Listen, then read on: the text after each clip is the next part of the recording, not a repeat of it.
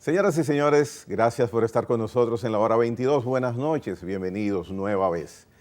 Hoy tenemos al administrador del Banco Agrícola como invitado, don Fernando Durán, un profesional de alta preparación, un hombre muy capacitado, con experiencia de Estado, que hoy dirige ese organismo estatal que rige en la parte financiera, se puede decir, al sector agropecuario de República Dominicana. Don Fernando, gracias por estar con nosotros. Un placer estar con ustedes y compartir esta conversación. Mire, usted tiene ya año y 6 meses al frente del Banco Agrícola de la República Dominicana. Quisiera preguntarle, iniciando, ¿qué significa para un productor agropecuario que exista y esté a la disposición, en teoría, el Banco Agrícola hoy día? Bueno, lo primero que hay que decir es que el Banco Agrícola es la principal fuente de recursos financieros para financiar la agricultura, para financiar el sector agropecuario. Alrededor de un 60% del crédito que fluye hacia el campo proviene o fluye a través del Banco Agrícola por razones diversas, entre ellas porque sabemos muy bien que la agricultura es una actividad de alto riesgo, es una actividad con mucha incertidumbre, donde los fenómenos naturales pues, influyen mucho en los procesos, en los resultados de la agricultura, y eso de alguna manera impide que la inversión privada, que el financiamiento privado, que siempre está más sujeto a las garantías, está sujeto, se cuida más, ¿verdad? Y con razón, pues ese financiamiento se va a sectores de más seguridad, más seguros, ¿verdad? En términos del retorno de la inversión. Por eso uno puede ver que mientras los sectores, el comercio, la industria, el sector inmobiliario, pues todo es el que recibe el porcentaje altísimo de todo el movimiento financiero del país, a la agricultura. Cuando uno mira las cuentas nacionales, cuando uno mira los informes del Banco Central sobre todo, uno puede observar que el aporte del sector privado, el flujo financiero del sector privado hacia el sector rural es relativamente muy bajo en comparación al tamaño de la cartera. Sin embargo, con el dato que usted acaba de dar hace un minuto, de que el 60% del financiamiento formal, porque hay mucho financiamiento, desde luego, sí, informal, corresponde al Banco Agrícola, y el sector privado, el sector financiero privado, el 40%. Para mí ese 40%, verdaderamente, al usted decírmelo, me sorprendo porque pensé que era mucho menos. No, en realidad es mucho menos la banca formal. Cuando yo incluyo, cuando hablo de esos porcentajes, estoy pensando en la cantidad de tiendas de insumos, las tiendas de insumos que financian las cooperativas y una fuente muy importante y que tiene mucho peso y que nosotros en cierto modo le damos mucho seguimiento porque impacta mucho en el mejoramiento de las condiciones de vida del hombre rural, del productor rural, que es el crédito usurero, el crédito informal, ese crédito que se le presta a alto costo al productor. Hay zonas como la de San Juan de la Maguana, donde la mayoría de crédito que va al campo viene a través de esos prestamistas informales, a tasas altísimas y además en condiciones muy onerosas, que hoy día constituyen una deuda tóxica que nosotros nos preocupa y que estamos tratando de buscarle solución.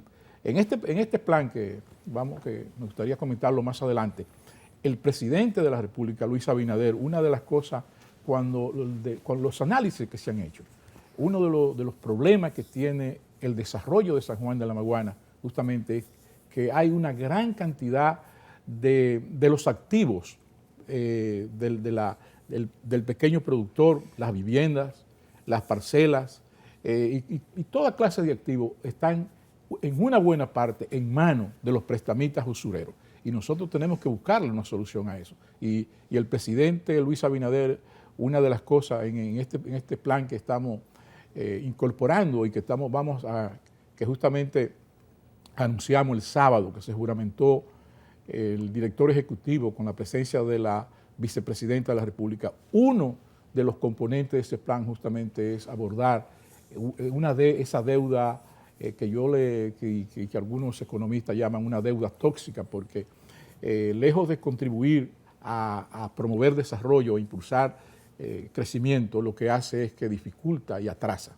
Mire, yo le quiero preguntar en ese mismo sentido, porque es importante, de eso pudiéramos hacer de ese tema un programa completo y cuidado. Sí, sí. En otras sociedades, el sector agropecuario es asistido por la banca privada de manera normal. Muchas veces el Estado ni tiene injerencia significativa. Aquí es distinto.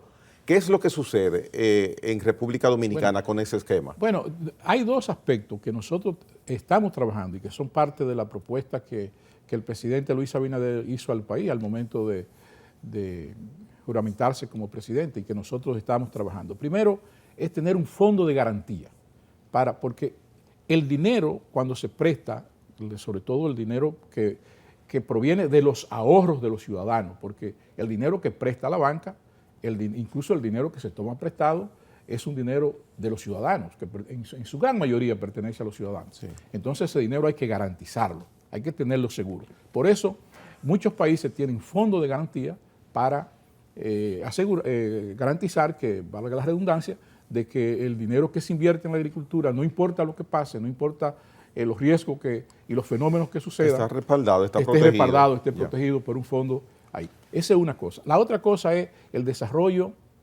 de un sistema de seguro agropecuario funcional, capaz de ofrecer las garantías y las posibilidades que necesita el productor y el inversionista para arriesgar dinero en la agricultura. Justamente el ministro de Agricultura, que acaba de venir de un seminario que hubo de ministro de Agricultura de América Latina, llegó justamente en el fin de semana, el seminario se celebró en Panamá.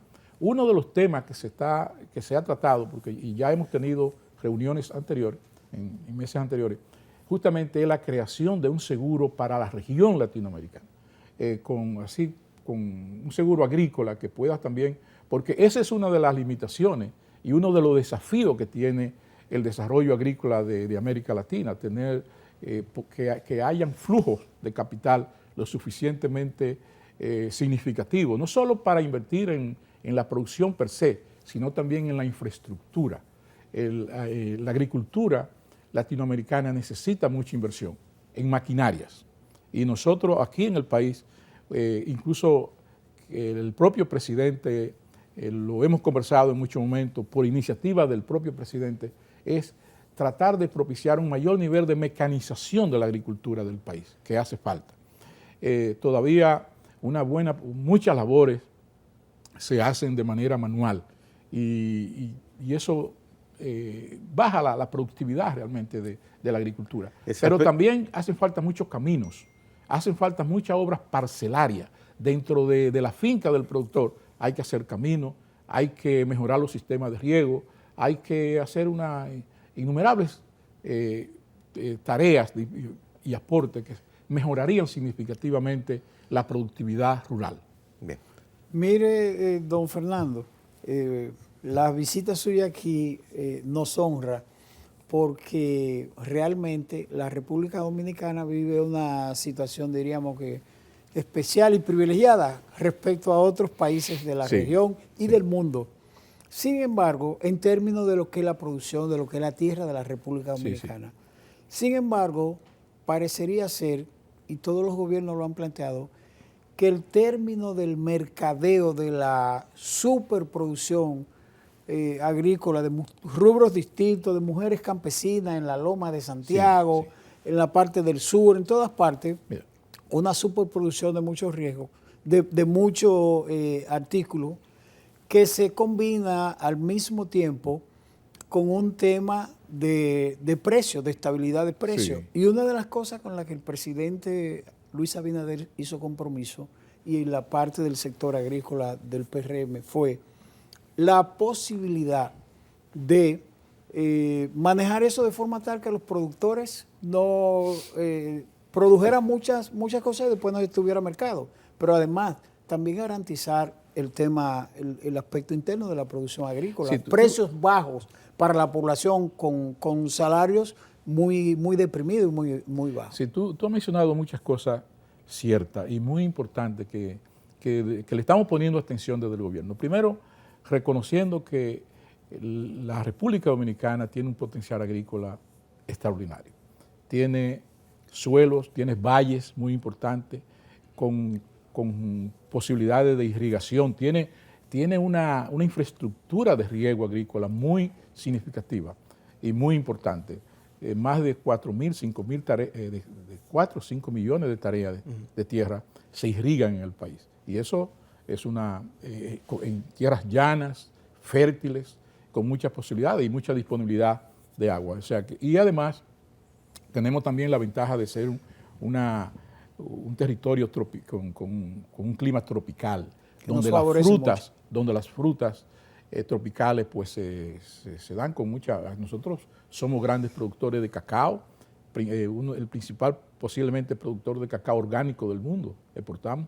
Somos de los principales productores de banano orgánico en el mundo, somos de los principales productores somos hoy día somos hay un gran desarrollo y mucha inversión en el desarrollo del aguacate, que tiene mucho mercado a nivel mundial.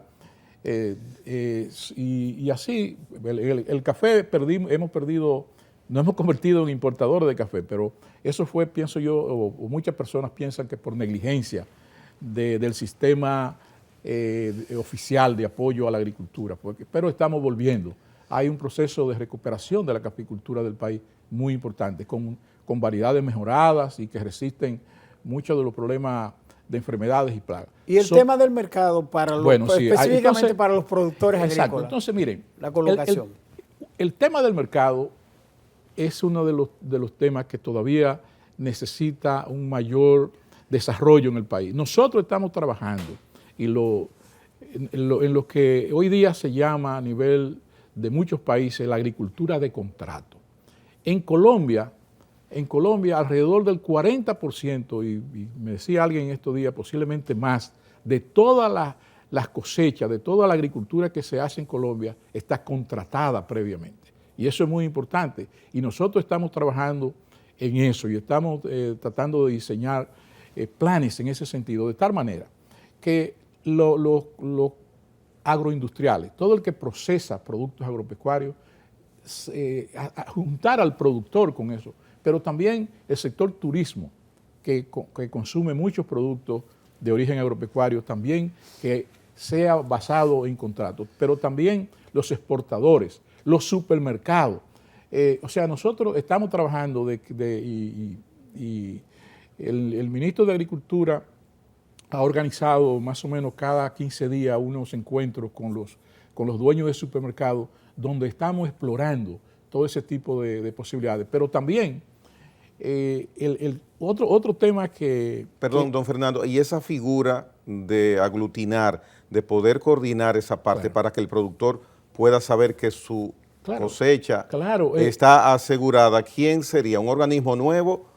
¿O alguna de las partes agropecuarias? Hay muchos organismos en el Estado que hoy día ya hacen su trabajo. Lo que tenemos es que organizar un poco todo eso. Esa agricultura de contrato que yo estoy hablando es muy posible, es muy fácil de hacer, porque el Banco Agrícola financia mucha de esa agricultura. Por ejemplo, la mayoría de la producción de arroz hoy día se hace bajo contrato con factoría, una gran parte de ella, y en gran medida es financiada por el Banco Agrícola, que presta más de 6.500 millones de pesos, alrededor del 70%, y hay zonas, creo que mucho más del área, del 80% del área cultivada en arroz, es financiada por el Banco Agrícola. Pero también en el tabaco que ya nosotros nos hemos vuelto una gran potencia en cuanto a la producción de cigarro, pero cuidado, porque o no perdamos de vista que todavía somos grandes importadores de materia prima para producir cigarro. Es verdad que estamos exportando en más de 1.200 millones de dólares en cigarros, pero también estamos importando cantidades importantes de esa materia prima que se puede producir aquí y que estamos trabajando para producirla aquí. Incluso una de las iniciativas que estamos apoyando en este momento es un nuevo clúster de producción de tabaco que estamos desarrollando es en las matas de Falfán, donde hay condiciones muy buenas para producir tabaco y hay un grupo de productores que ya están invirtiendo. Hay un plan en este momento de sembrar más de 6.000 tareas con perspectiva de llevarlo a 12.000 tareas de tabaco, con financiamiento del Banco Agrícola y con tecnología, tabaco bajo riesgo.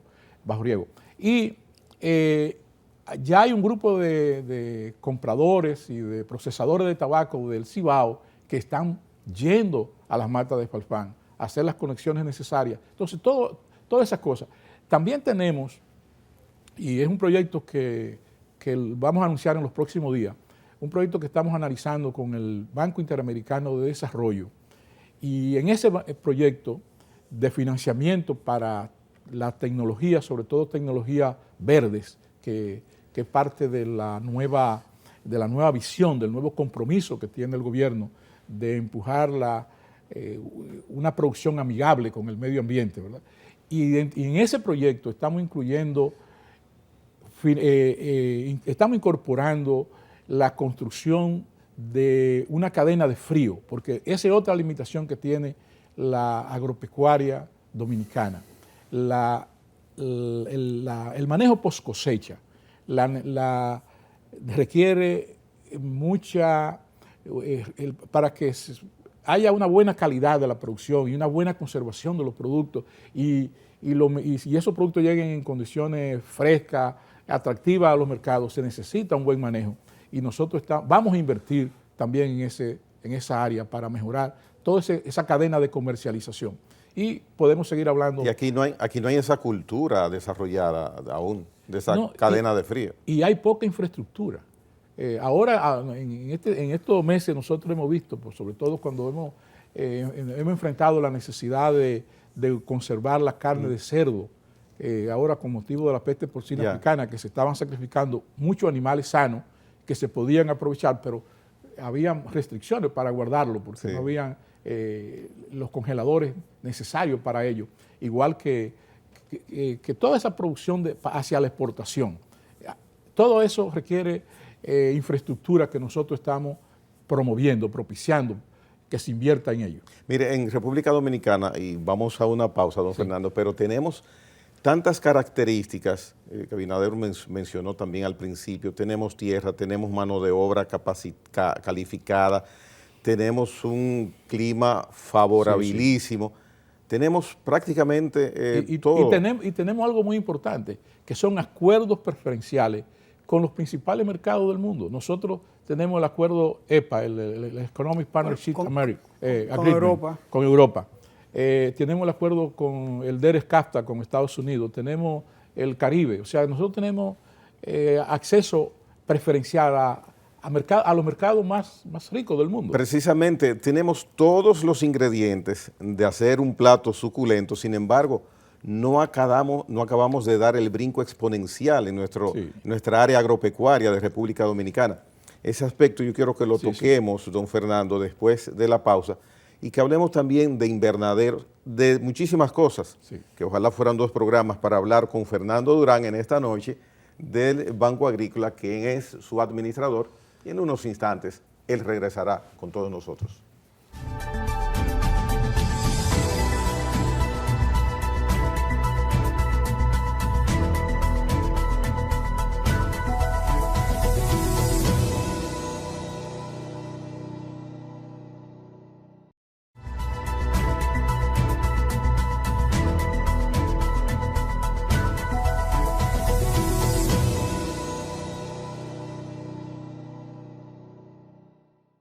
Continuamos conversando con Fernando Durán, administrador general del Banco Agrícola. Mire, quiero ubicarme en 2020, agosto 2020. Estamos ahora en el primer trimestre del año 2022. el área agropecuaria de la cual usted forma parte es la financiera en este gobierno. En esa área tenemos salto cualitativo, cuantitativo de avance en ese periodo de tiempo. Miren, lo más notable que constituye un precedente de cualquier presidente de la República en los últimos años, los últimos periodos gubernamentales, es que el presidente Luis Abinader le aportó al Banco Agrícola de recursos frescos durante en el tiempo que lleva, en ese año y medio que lleva de presidencia, le aportó 10.550 millones de pesos en transferencia del presupuesto al Banco Agrícola. O sea que eso fue el Banco Agrícola nunca había recibido un apoyo tan significativo en tan corto tiempo. Y como este es un país de incrédulos, yo siempre, cuando hablo de ese tema, se lo desgloso y le digo, mire, cuando recién inaugurado le entregó 5.000 millones de pesos para que sea prestado a tasa cero, un programa que ya con el retorno, con la recuperación, ya se han prestado, se han formalizado créditos del programa de tasa cero por alrededor de 7.600 millones de pesos. Con tasa cero. Tasa cero.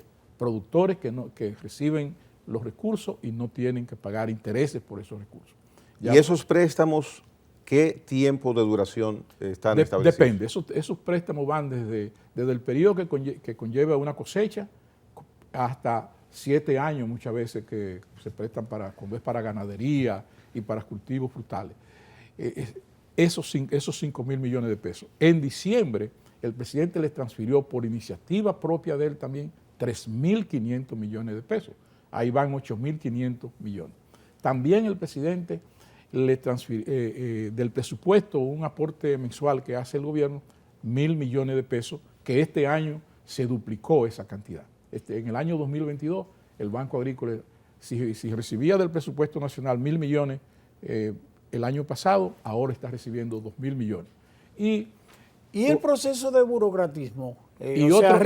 Otros aportes fueron 400 millones que también se incluyeron en el programa de tasa cero, que también fue un aporte específico para ese programa, y otros 650 millones de pesos, que en total el Banco de Recursos Frescos ha recibido 10.550 millones de pesos. Eso nunca había sucedido. Eso ha permitido que el banco haya formalizado préstamos. Solamente el año que termina, el año 2021, por unos 31.000 millones de pesos haya formalizado crédito a los productores. Eso es casi 13.000 millones de pesos, 13.000 millones de pesos más que el año anterior. ¿Y qué respuesta, don Fernando, esos montos que supongo que con la seguridad y la satisfacción que usted los menciona, son montos que antes no se había visto en el Banco Agrícola? Bueno, el Banco Agrícola siempre ha tenido su cartera, pero lo que estoy diciendo es que recursos adicionales a su cartera histórica. Muy bien. Entonces, esos 10.000 millones de pesos, más lo de la cartera normal, más la eficiencia que se entiende debe estarse manejando el Banco Agrícola, ¿qué resultado se espera para el sector agropecuario que ha sido beneficiario de esos préstamos como respuesta? ¿Nos pondría a observar un cambio significativo en cuanto a eficiencia de producción? Por supuesto. El primer ejemplo que podemos citar es el del arroz. El cultivo del arroz, que el año pasado se produjo, la última cosecha que fue financiada, se produjo más de un 20% más que el año anterior. Y a tal grado de que el año pasado se produjeron 14.421.000 quintales de arroz. Eso es un 20% más que el año anterior. Que el año 2020. Para esta fecha, lo tradicional es que hubiese en almacén unos 2 millones de quintales de arroz para esta fecha, porque es la época en que no se está produciendo y se está consumiendo lo almacenado. ¿Qué cantidad debería ser? Lo tradicional eran 2 millones. Ajá. Hoy día, la producción de arroz en almacén ronda los 5 millones de quintales. Le pregunto, con esa cantidad acumulada de 5 millones de quintales en almacén, ¿el productor significa, por consecuencia, que es beneficiario de esa situación o Sí, de alguna sí. manera está afectado? No. ¿No hay sobreproducción? Hay una sobreproducción. Le voy a citar. ¿Y la colocación de esa sobreproducción para el productor? Sí, por ejemplo, pero el papel del Banco Agrícola, mire, y voy a citar nombres, por ejemplo, la cooperativa Copearroz de La Vega, el Banco Agrícola le facilitó 150 millones de pesos a tasa cero a la a Copearroz para eso va directamente a los productores, a financiar la cosecha de esos productores. Otra cooperativa que está también en La Vega recibió 100 millones de pesos también a tasa cero. Una cooperativa que produce víveres y que se dedica, que está impulsando un proyecto de exportación de plátano y yuca, también recibió financiamiento a tasa cero. En Mao hay cinco cooperativas o 5 empresas dedicadas al arroz. Todas han recibido apoyo del Banco Agrícola. Todas han recibido apoyo. La última, que el último préstamo, un préstamo de 60 millones de pesos para la instalación de una secadora digital de arroz. Eso es muy importante en el secado del arroz, porque cuando los sistemas tradicionales de secar el arroz, que son básicamente análogos, ¿verdad? O son muy tradicionales, pues la fluctuación entre la temperatura, muchas veces la temperatura se mueve entre 18 y 12 grados. Pero mire, Cuando debería de ser más o menos unos 14 grados.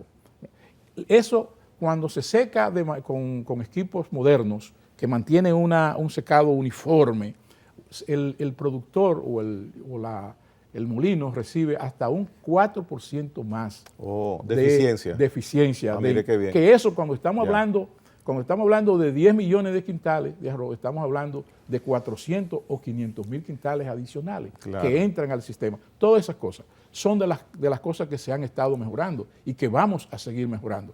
En esta semana... Don Fernando, Abinader le decía hace un momento el asunto del de mercado. la rentabilidad. Del mercado. No, esos 3 millones adicionales de Entran quintales, pero, está el productor protegido con esos 3 millones. Claro, pero también está el uso de mejores variedades, de mayor rendimiento. Pero yo quiero la parte económica, don Fernando. Sin embargo, don Fernando, y usted lo ha explicado muy bien. Yo particularmente pienso que el gobierno y el presidente han estado cumpliendo, y como usted lo dice, hizo una buena explicación de cómo desde el gobierno ha venido una gran cantidad de dinero al Banco Agrícola para fomentar la producción. Y tenemos una producción récord de arroz y en otros productos. Sin embargo, el año pasado se hizo una cosecha de ajo en Constanza, 144 millones de pesos a tasa cero. Se le entregó a los productores. Sin embargo, todos los productores de banano de la línea noroeste y Montecristi, Mao y 2 o 3 de Azo, tenían un problema de endeudamiento con muchas dificultades, que le generaba muchas. Toda esa deuda se ha pasado a tasa cero. O sea, para eso ha servido ese programa de tasa cero. Y mire qué bueno que usted lo dice, porque ahí además del arroz le voy a agregar el ajo y los otros productos. Sí. Sin embargo, esa actitud del presidente de compromiso, que fue parte de su compromiso de campaña, y el manejo como usted lo explica. Sin embargo, eso no se refleja en la economía popular, porque la gente cuando va a comprar arroz y cuando va a comprar ajo, a pesar de la actitud del gobierno de apoyarlo, de tasa cero, el consumidor no lo siente, porque cuando usted va al supermercado a comprar una libra de arroz. Pero yo creo que... Y se lo pregunto por Sí, pero mire, primero el ajo. Cuando llega este gobierno, cuando se inaugura este gobierno, una libra de ajo costaba 300 pesos. 300 pesos, de los cuales una buena parte de esos 300 pesos iba a los bolsillos de los importadores y a los bolsillos de particulares. De particulares. Sí. Se eliminó ese sistema de subasta que le introducía unos 90, alrededor de 90 y 120 pesos al costo y al consumidor. Nosotros calculamos que el sobrecosto que pagaba el consumidor por ajo solamente superaba los 2.500 millones de pesos. Es ajo, un producto de bajo consumo, de poco consumo en términos de las cantidades que se requieren. ¿La realidad de hoy día? El ajo anda por los 120 pesos la libra. ¿Y el productor tiene su beneficio aún así? Sí, hay la cosecha pasada, al productor se le garantizó a precios fijos, ¿verdad? Vía pignoración, se le garantizó que recibiera alrededor de 100 pesos por libra de ajo. Y ahora mismo, o sea, hay una cosecha que se está sembrando ahora y hay nuevas variedades. La Secretaría de Agricultura, que tiene un centro de desarrollo, un centro de biotecnología que está en La Vega, que tú conoces, sí, yo lo muy bien, está desarrollando variedades de alto rendimiento. Hay un ajo que le dicen elefante, que puede producir 30 y 40 quintales por tarea, cuando ahora el local produce 6 y 8 quintales por tarea. O sea que, ese ajo se está incorporando a la siembra del productor. Es un poco costoso la semilla, porque se usa mucha semilla, pero son de las cosas que nosotros estamos apoyando para que haya desarrollo. Mire, cuando llegó al gobierno, en los almacenes de tabaco del Cibao, habían alrededor de 30.000 quintales de tabaco que no tenían mercado, porque por diferentes razones. No había interés por comprarlo. Y de esa tasa cero, el Banco Agrícola le facilitó a los procesadores de tabaco recursos, les facilitó 90 millones de pesos a tasa cero para que comprara ese tabaco.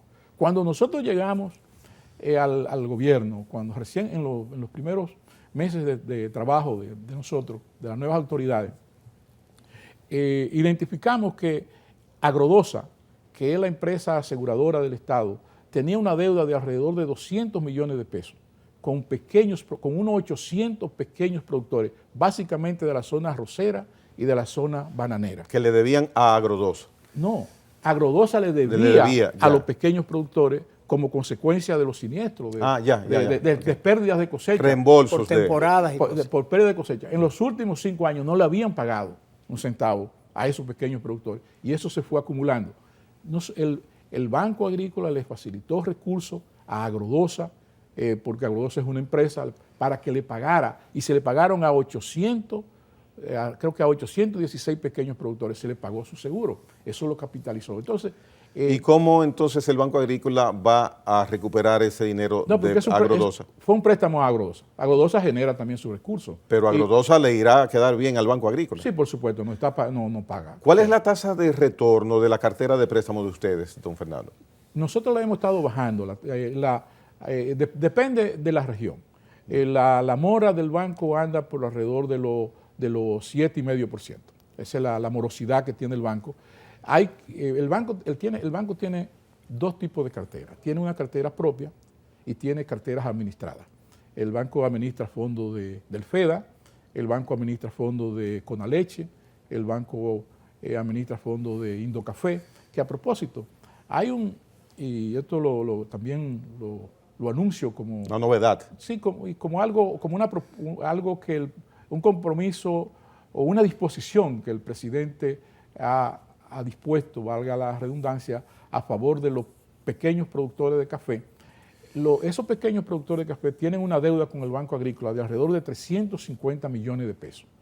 Producto de préstamo, pero que por las dificultades tienen más de 10 años que prácticamente esos préstamos están vencidos, pero también perdidos, y los productores en una situación de dificultad porque aparecen endeudados con una institución bancaria. El presidente, eso es el resultado de un programa que se hizo en el 2000, un programa que fue con un préstamo del gobierno francés que prestó creo que unos 10 millones de euros para facilitárselo a los pequeños productores de café. El presidente ha dispuesto que esos fondos que se les donen a los pequeños productores y se les salde esas cuentas a todos esos pequeños productores que van a ser beneficiados, borrándole o saldándole esa deuda que tienen con el Banco Agrícola y poniéndolo de nuevo en capacidad de limpiarle una deuda que ahora mismo le produce limitaciones. Ahora mismo ellos no pueden asistir al Banco Agrícola porque tienen su cartera, su hoja de préstamo. Es un compromiso que tiene. Claro que el Banco Agrícola, y más en el esquema de visión que tenemos nosotros y que tiene el presidente de la República, nosotros decimos que nadie que tenga un proyecto, que tenga una idea, que tenga un emprendimiento que sea productivo, que sea beneficioso para el país, no deje de recibir el apoyo del gobierno, deje de recibir el apoyo del Banco Agrícola porque tenga deudas pendientes. Y mire, en el pasado año, octubre, noviembre, recuerdo que en otro programa que sí, yo participo, hablaba de que el Banco Centroamericano de Integración Económica sí, estaba destinando $60 millones para préstamos a más de 13,000, eso lo mencionaban luego ustedes, sí. 13,000 receptores de esos recursos. Me gustaría que nos hablara brevemente de ese monto astronómico, No. cuándo llega al país, Sí. cuál es el método, Sí, en qué consiste ese anuncio. Nosotros estamos en un proceso. La agricultura dominicana, el sector agropecuario dominicano necesita recursos para invertirlo en todas esas ideas que nosotros hemos hablado, para desarrollar nuevas áreas productivas. En el este del país hay una inmensa cantidad de tierra, de áreas, que se pueden incorporar a la producción de ganado vacuno, que se pueden incorporar a la siembra de coco, que se pueden incorporar a la siembra de palma aceitera, de palma africana, que es una gran oportunidad. Países como Colombia tienen 500,000 hectáreas sembradas de palma africana. Es decir, estamos hablando de 8 millones de tareas de palma africana. Y muchos países sudamericanos, la palma africana es una oportunidad. Nosotros tenemos muy buenas condiciones para producirla, sobre todo en el este del país. Ya hay producción, pero podemos multiplicar por mucho, por varias veces esa producción. Igualmente, en el sur del país, en toda esa zona, y ahora cuando se construya la presa de Montegrande, se va a incorporar una cantidad de área al riego. Y además por ahí hay grandes cantidades de tierra baldía en manos de la reforma agraria, de pequeños productores de reforma agraria. Hay más de 2 millones de tareas distribuidas con muchas dificultades. Entonces, el sector rural necesita recursos para, igualmente lo que hablábamos, la mecanización del sector rural. Miren, el arroz, donde nosotros somos realmente donde la República Dominicana es un país, un excelente productor de arroz. Nosotros tenemos rendimientos comparables con cualquier país y tenemos tierras y un 65% de los municipios del país, su actividad económica principal es la siembra de arroz. O sea, el arroz es un cultivo muy difundido y muy implicado a la economía del país, ¿verdad? Que produce más de 36,000 millones de pesos al año y que involucra a una cantidad significativa de productores y todo eso. Bueno, entonces nosotros necesitamos recursos para todo eso y por eso es que hemos estado acercándonos. Justamente tenemos ya con el Banco Centroamericano de Inversiones, tenemos una operación de $60 millones que posiblemente en los próximos meses ya lo podremos estar desembolsando. Tenemos una operación también ya bastante avanzada con el Banco Interamericano de Desarrollo. Hemos conversado con el Banco Europeo de Inversiones también, que está muy interesado sobre todo en la inversión en producción de carne del país. Todo eso incorporándole las nuevas tecnologías, ¿verdad?, amigables con el medio ambiente, tecnologías verdes. O sea, estamos explorando y sobre todo tratando de lograr que haya tasas que sean convenientes para la agricultura, porque ese es otro tema. La agricultura, por razones de rentabilidad, necesita bueno, que haya el mejor sistema de apoyo. Bien, ahí, con Fernando Durán, Abinader, hemos conversado sobre agropecuaria, préstamos, pero también podemos hablar de política y el último segmento lo destinaremos a ese aspecto después de esta pausa comercial. Venimos en breve.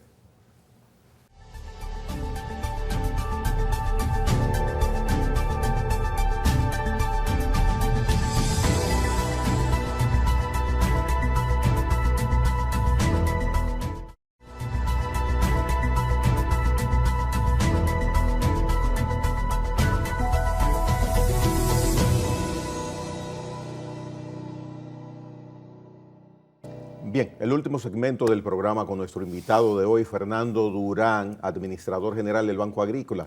Y con una pequeña antesala antes del tema político, Abinader Fortunato tiene un aspecto de ese sector. Gracias, Gregory. Sí, le quería preguntar a don Fernando Durán, administrador del Banco Agrícola, ¿cómo marcha ese proceso de la fluidez de tanto dinero al sector agrícola? O sea, ¿cómo le provee, cómo llega el dinero? Sí, ese es uno de los desafíos que tenemos nosotros en el banco y que estamos trabajando aceleradamente. El banco, gran parte de sus operaciones la hacía o la hace todavía de manera análoga. Nosotros queremos transformar eso en un banco digital, en un banco donde la fintech tengan espacio y se apliquen. Nosotros hemos invertido nosotros tenemos dos grandes proyectos de mejoramiento de la plataforma digital del banco. Ya hemos invertido alrededor de 70 millones de pesos en adquiriendo nuevas plataformas y tenemos justamente... Para facilitar el crédito. Tenemos una licitación justamente para facilitar todas las operaciones del banco.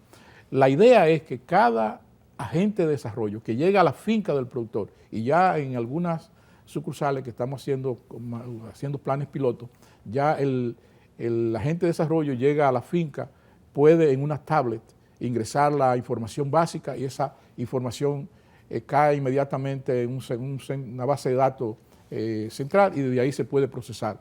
Todo eso va a estar conectado a sistemas georreferenciados y a todo un sistema moderno de información que pueda agilizar los procesos, porque ese es uno de los grandes desafíos. Hoy día, pagar en el banco, ir a pagar un préstamo lleva a veces horas al productor. Cuando un beneficiario de un préstamo quiere hacer una transferencia, un pago a otro banco, a otra institución, no puede hacerlo, o no podía hacerlo, porque ya estamos en capacidad de eso. O sea, nosotros estamos conscientes de que en esta era la agilidad y los procesos y la transparencia, y todo eso le va a dar mucho más transparencia a la institución y mayor agilidad, y en eso estamos trabajando fuertemente e invirtiendo fuertemente. Yo me sorprendo con eso que usted dice, no que está tratando y que ya están a un tris de resolver esa situación, sino de que esa situación ustedes la encontraron. Sí, para mí, sí. Banco Agrícola no tenía esa dolencia, esa debilidad, sí, pero uno siempre se entera de cosas que piensa eran distintas. Sí. Mire, don Fernando, el Partido Revolucionario Moderno, del cual usted es fundador y uno de sus dirigentes connotados, está en mucho movimiento interno. Hace unas 3 semanas realizaron un encuentro de dirigentes donde una reforma estatutaria, donde se ratificaron y se formalizaron los estatutos que fueron modificados previamente. Se tiene previsto próximamente realizar una convención para escoger la nueva directiva. ¿Cuál es la posición dentro del mercado electoral del PRM en República Dominicana? Yo creo que el PRM está muy bien posicionado en este momento, porque el proceso de fortalecimiento institucional que el partido, primero, en el poco tiempo que el partido surge y se convierte en partido de gobierno, eso es una Es un hecho muy notable en el país, ¿verdad? Porque generalmente los partidos políticos les lleva tiempo madurar, posicionarse, posicionar los liderazgos. Yo creo que nosotros lo hicimos en un tiempo récord. Eso es lo primero. Hicimos una convención de donde surgieron esas autoridades que tenemos actualmente, que a propósito, yo fui el director ejecutivo y puedo dar fe de laborantismo que hubo para, o sea, de inscribir, de hacer un padrón, de registrar ese padrón en la Junta Central Electoral, con toda la, yo recuerdo a veces en un pueblito pequeño, con 5 y 6 candidatos aspirando a la presidencia del partido, y había que hacer boletas con las fotografías de cada uno de esos. Eso fue un trabajo inmenso. El poder elegir, bueno, y de ahí surgieron esas autoridades que tenemos, que fue un proceso de renovación y de reposicionar la juventud, pero no solamente la juventud. El PRM surge, no es un partido que simplemente es un partido electoral, también es un partido con causas. Es un partido, y eso es muy importante en esta época, fue un partido que habló de renovación, de la política como servicio, que la política no podía ser simplemente un ejercicio electoral de buscar cargos, sino que también a la política había que ir a servir. Eso, que la transparencia era un valor. El PRM surge con una serie de principios que bien que mal, ahora en el ejercicio del poder lo estamos viendo y se están aplicando. Pero en ese ejercicio del poder, ustedes en el PRM han tenido requerimientos y quejas, por ejemplo, lo más mencionado, no tenemos empleos para muchos de nuestros dirigentes. Esa situación, bueno, ¿cuál es hoy día? Bueno, eso es un proceso. Por lo que parecería que muchos de nuestros simpatizantes, nuestros militantes, valoran o pesan las cosas de la manera como lo hacía o como lo hizo el PLD, pero el PLD le llevó 20 años incorporar toda su gente al gobierno. Nosotros apenas tenemos año y medio y ese es un proceso que y lo estamos haciendo y creo que lo estamos logrando. Yo pienso que los cuadros fundamentales del PRM pues están incorporados al gobierno y creo que muy legítimamente también, porque la gente y cuando uno se dedica a la política y cuando uno participa en la política, pues porque también uno tiene una visión del país. Internamente hay armonía en el PRM y qué nivel de armonía, si es así. La armonía que existe en el PRM es algo que sorprende. Primero, ¿sí? Porque los dos liderazgos principales que están representados por Hipólito y por Luis mantienen, y de ahí para abajo, todos los que de alguna manera somos seguidores, y además al llegar al gobierno, ahora en el ejercicio del poder, todos sabemos y todos hablamos, y cuando surgen esas diferencias, todos sabemos que ya no somos Corrientes, ya no somos Hipólito, ya no somos Luis, ahora somos el gobierno. Y eso es importante. Y así nosotros nos conducimos. En un segundo, don Fernando, ¿el presidente Abinader no tiene contendores para ir a la reelección? ¿O tiene? Mira, nosotros somos un partido democrático. Nosotros somos un partido democrático y ya en su momento ese momento llegará para hablar de eso. Sí ha dicho el presidente, ahora concentrémonos en gobernar. Y cuando llegue el momento, que será ya el año que viene, cuando establece la ley electoral, cuando entraremos en ese laboratorio, hablaremos de eso. ¿Y la convención, qué fecha es para escoger la nueva dirección nacional? Bueno, los estatutos del partido establecen, y creo que también así lo establece la ley electoral, cada 4 años hay que renovar las autoridades del partido. ¿Ya a ustedes les toca? Ya ahora nos toca en junio y seguro que lo vamos a hacer como lo hemos hecho siempre. La pregunta del millón, ¿con qué método?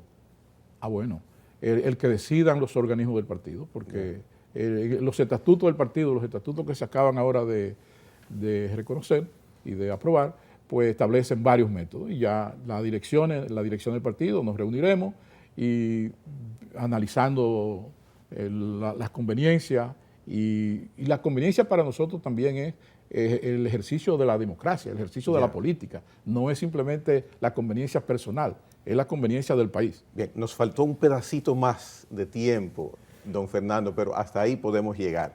Gracias por su presencia acá con nosotros. Ya ustedes saben. En la hora 22. Don Fernando Durán, administrador general del Banco Agrícola, ha estado con nosotros hoy día. Gracias por la atención prestada. Bueno.